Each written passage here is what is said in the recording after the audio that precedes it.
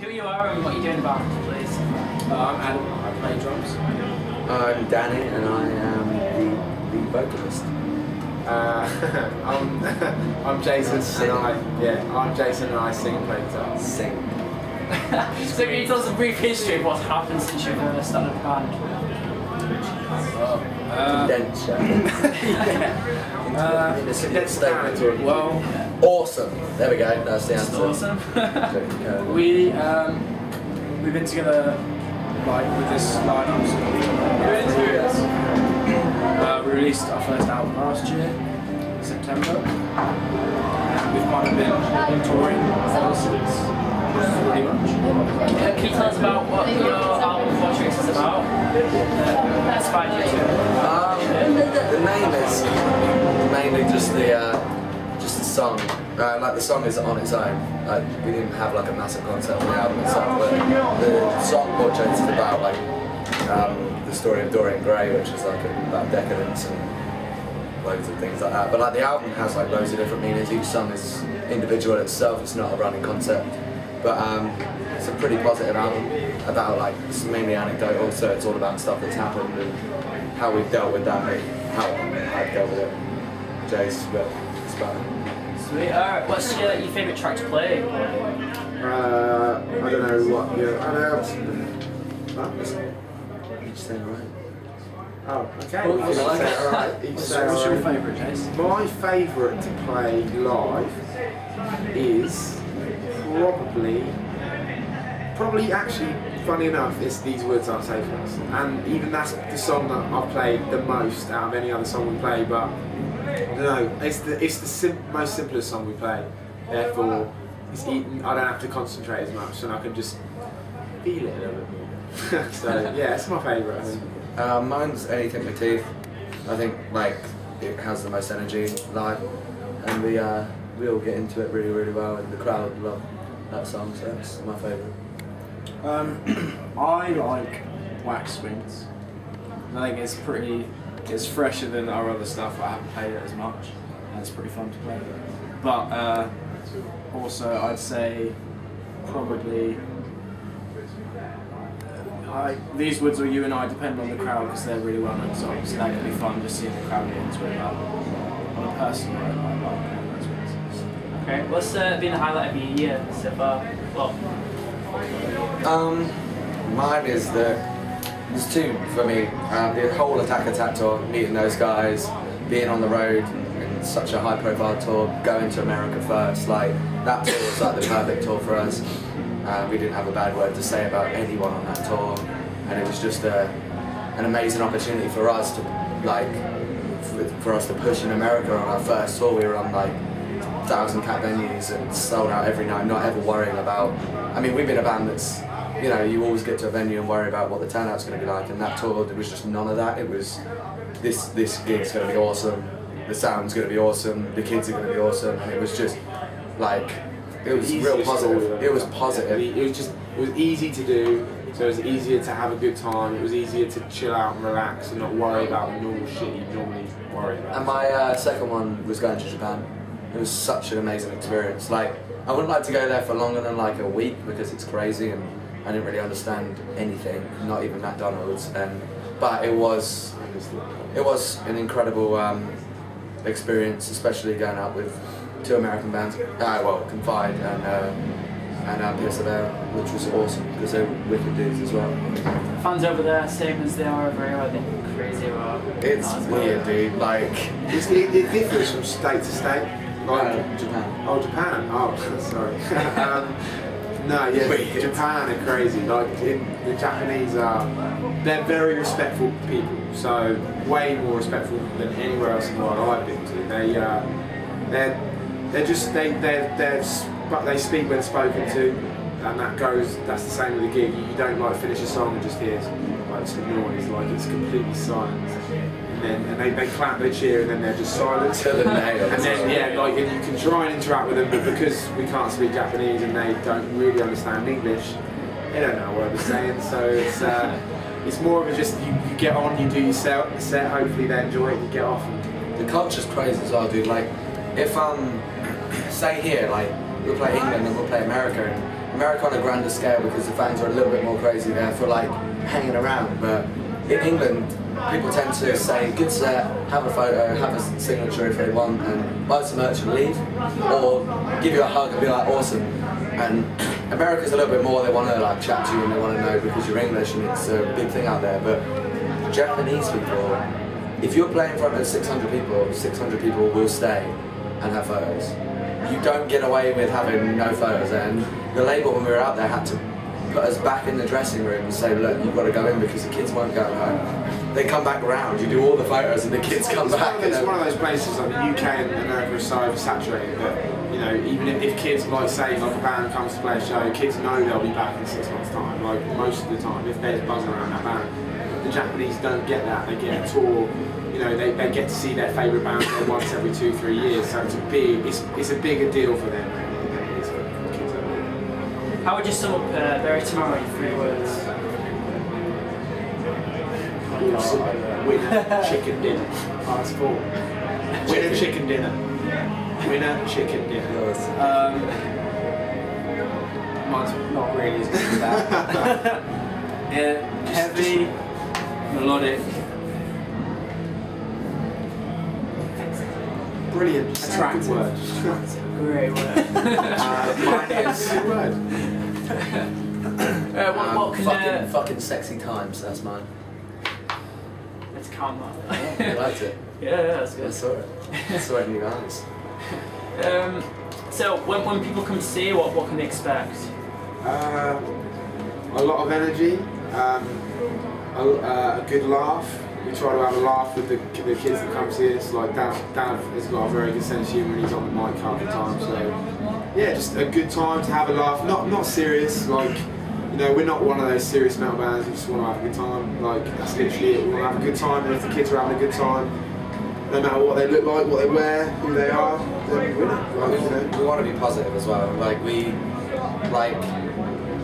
We're really blessed to be in the position we are, and there's a lot of bands, like millions of bands that want to be even where we are, like, and we're not anywhere at the top of the game, and like we're incredibly blessed to be where we are, and we want that to be portrayed in our music, our live show, that we give 100% every night, regardless of whether kids are into it or not. Like we played shows where 1,000 kids have stood still and just looked at us, and you know, like it is hard and disheartening when you come off stage, but when we're playing, like, we want to interact with everyone, we want to meet people. We don't want to meet people and go, oh yeah, here's our merch, go and buy it. We want to go, look, we want to meet you personally, we want to have fun with you, and we want you to come back and go, oh, that's Danny, that's David, that's Jacko, Jace, Neddy, you know, like, and know us like that, instead of knowing us as putting us on a pedestal, because putting artists on a pedestal, you know, they're only going to be there for so long, so.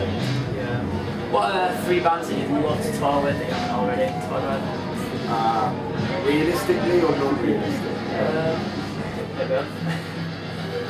Well, non-realistic. I'd like to tour with Metallica, one of my favourite bands. Incubus, one of my favourite bands. Realistically, I'd like to play with bands that I feel like we can play to their fans and they like our music too. So bands like Parkway Drive, Devil Wears Prada, bands that we could benefit from, and I feel that, you know, the kids would enjoy our music as well. You know, a tour that would broaden our band and hopefully get more kids involved with our band as well. So I'd probably say, as Jay said, bands that would like enhance our crowd base as much as it is, and so bands like Bring Me, Parkway, Devil Wears Prada.